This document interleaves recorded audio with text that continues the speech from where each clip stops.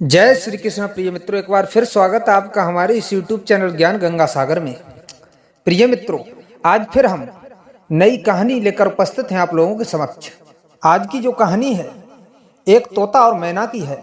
जी हाँ प्रिय मित्रों, आज जानेंगे इस कहानी के माध्यम से संसार में सबसे बड़ा पापी कौन है, स्त्री या पुरुष। प्रिय मित्रों, अगर आप हमारे चैनल पर नए मेहमान बंधु बनकर आए हैं तो कृपया हमारे चैनल को सब्सक्राइब कीजिए और बेल आइकन को प्रेस कर दीजिए, जिससे आने वाली वीडियो सबसे पहले आप तक पहुंचे। तो बने रहिए इस वीडियो की समाप्ति तक। आइए ज्यादा समय न लेते हुए चलते हैं इस कहानी की तरफ। प्रिय मित्रों, आखिर इस संसार में सबसे बड़ा पापी कौन है, आज हम आपको विस्तार से बताएंगे कि दुनिया में सबसे बड़ा पापी कौन है। बहुत समय पहले की बात है, किसी राज्य में एक राजा रहते थे। राजा और रानी भगवान भोलेनाथ के बहुत बड़े भक्त थे। उन्होंने अपने महल में तोता और मैना का एक जोड़ा पाल रखा था और उन दोनों पंछियों को एक पिंजड़े में कैद करके रखते थे। प्रिय मित्रों, ये तो सभी को पता है कि मियाँ बीवी की एक ना एक दिन लड़ाई जरूर होती है। एक दिन मैना अपने तोते से कहती है कि मैंने मान लिया कि पुरुष बड़े पापी होते हैं और ये बड़े ही धोखेबाज होते हैं। मौका मिलने पर ये कुछ भी कर सकते हैं। मैना की बात सुनकर तोता ने कहा, तू रहने दे। पुरुष उतने पाप नहीं करता जितना पाप स्त्रियां करती हैं। जितनी धोखेबाज स्त्रियां होती हैं उतना धोखेबाज संसार में कोई नहीं होता। स्त्रियों से बड़ा पापी दुनिया में कोई नहीं है। ये किसी की भी हत्या कर सकती हैं। इस बात को लेकर तोता मैना में लड़ाई होने लगी कि दुनिया में सबसे बड़ा पापी कौन है। यह दृश्य राजा ने देखा। पूछा, तुम दोनों क्यों लड़ रहे हो? किस बात को लेकर तुम दोनों विवाद कर रहे हो? मैना ने उत्तर देते हुए कहा, दुनिया में सबसे बड़ा पापी पुरुष होता है। फिर तोते ने कहा, कैसे मान लूं, क्योंकि सबसे बड़ी पापी स्त्रियां होती हैं। राजा ने दोनों से कहा, तुम ऐसा क्यों कहते हो? तब मैना ने उदाहरण देते हुए कहा, एक गांव में एक सेठ जी रहते थे। वो बहुत ही धनवान थे। उनका बेटा था, वो बहुत ही बिगड़ैल किस्म का था। सेठ जी का लड़का इतना जुआ खेलता था। सेठ जी ये सोचते सोचते एक दिन खत्म हो गए और स्वर्ग सिधार गए। जब पिता जिंदा थे तो वह थोड़ा थोड़ा जुआ खेलता था, लेकिन पिता की मृत्यु के बाद वह आवारा हो गया और रात दिन जुआ खेलने लगा, जिसका परिणाम ये हुआ कि जुआ में उसने सब कुछ बेच दिया। जब पास में कुछ नहीं रहा, घर भी नहीं रहा, तो वह वहां से अपने घर नहीं आया, दूसरे गांव के लिए चला गया। दूसरे गांव में एक सेठ जी के घर जा पहुंचा। उसने सेठ जी से कहा, थोड़ा सा जल दे दो।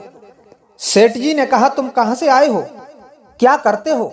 उस लड़के ने उत्तर दिया, मैं एक व्यापारी हूं और मैं जहाज से जा रहा था। व्यापार करने के चक्कर में मेरा सामान समुद्र में डूब गया।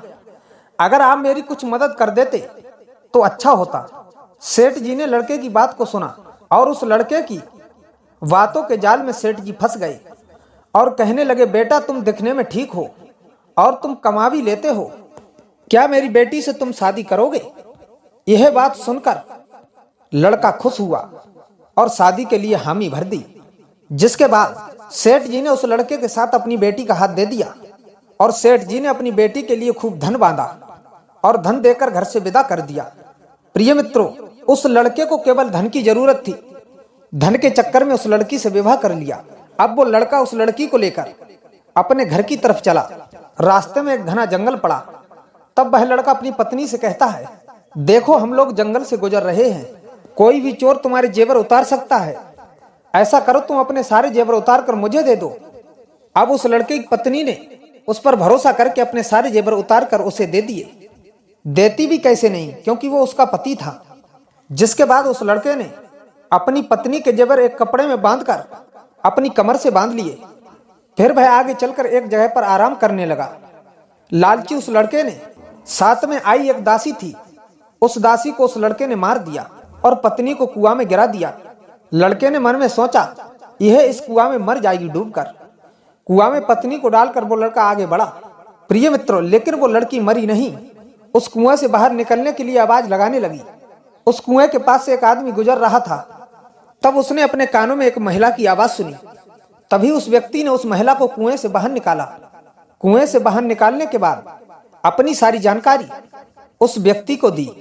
उसे सुनकर उस व्यक्ति ने उस लड़की को उसके पिता के घर पहुंचा दिया।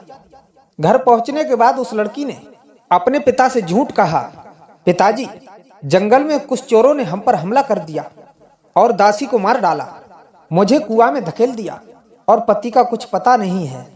लड़की की बात को सुनकर सेठ जी बोले, चलो कोई बात नहीं है, भगवान सब सही कर देंगे। प्रिय मित्रों, क्योंकि वो लड़की पतिव्रत थी, इसलिए उसने अपने पिता से सारी बात को छुपाया। प्रिय मित्रों, कुछ समय के बाद वही लड़का दोबारा अपनी ससुराल पहुंचा और सोचा कि सेठ जी से कहेंगे कि आप नाना बनने वाले हैं और इसके बदले में खूब सारा धन मिल जाएगा। लेकिन जैसे ही वह लड़का ससुराल में पहुंचा, उसकी मुलाकात उसकी पत्नी से हुई। उस लड़की ने अपने पति से कहा, मैंने पिताजी को ये सारी बात बता दी है, तो आप भी बता देना। प्रिय मित्रों, किसी ने कहा है आदत वाले की आदत नहीं जाती है। उसने देखा कि पत्नी बहुत सारे जेवर पहने हैं। उस लड़के ने अपनी पत्नी से कहा, तुम सो जाओ, सुबह मैं तुम्हें अपने साथ लेकर चलूंगा। प्रिय मित्रों, रात हुई। उस लड़के ने अपनी पत्नी को चाकू से मार दिया, कत्ल कर दिया और जेवर उतार कर चला गया। प्रिय मित्रों, राजा को यह बात बताने के बाद मैना ने कहा कि इसलिए मैं बोलती हूं, पुरुष दुनिया में सबसे बड़ा पापी है। उस लड़के ने अपनी पत्नी को मार दिया और सारा सामान लेकर चला गया। मैना की ये बातें सुनकर तोते ने भी राजा को एक कहानी सुनाई, जिसमें उस तोते ने स्त्री के चरित्र को लेकर बात की थी। दोनों की बात सुनने के बाद राजा बोले, उत्तर मैं देता हूं कि कौन सबसे बड़ा पापी है।